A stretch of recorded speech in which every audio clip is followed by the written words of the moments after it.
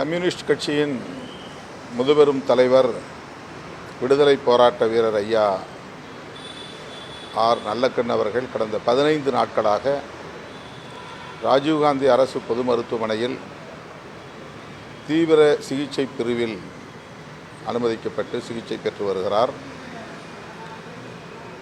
மூச்சு திணறலையொட்டி அவர் அனுமதிக்கப்பட்டார். தற்போது சிறுநீரகத்திலும் அவருக்கு பாதிப்பு ஏற்பட்டிருப்பதாக மருத்துவர்கள் கூறுகின்றனர். வயது மூப்பால் ஏற்பட்டிருக்கிற ஒரு பின்னடைவு அவரை காப்பாற்றுவதற்கு அரசு மருத்துவர்கள், மருத்துவ பணியாளர்கள் தீவிரமாக முயற்சித்து வருகிறார்கள். அவர் நலம் பெற வேண்டும் என்று விழைகிறோம். மிகவும் திடகாத்திரமான உடலுக்குரியவர். ஆனால் தற்போது அவருடைய உடல் மிகவும் நலிவுற்றிருக்கிற காட்சியை பார்க்கிற போது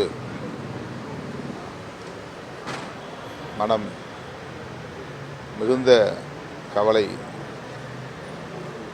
கவலைக்குரியதாக இருக்கிறது. இந்த நிலையில் அவரை பார்ப்பது மிகவும் கடினமாக வேதனையாக இருக்கிறது. 100 ஆண்டு வாழ்வதென்பது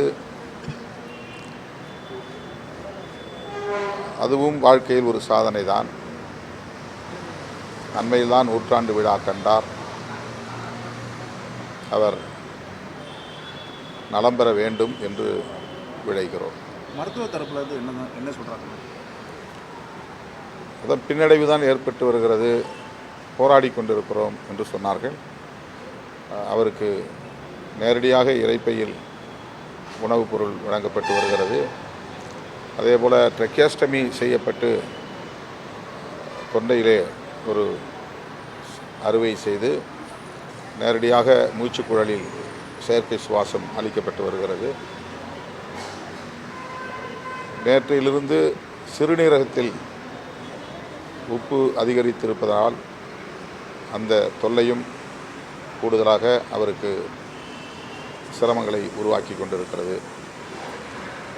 எங்களால் இயன்ற வரையில் நாங்கள் போராடி கொண்டிருக்கிறோம் என்று மருத்துவர்கள் கூறினார்கள்.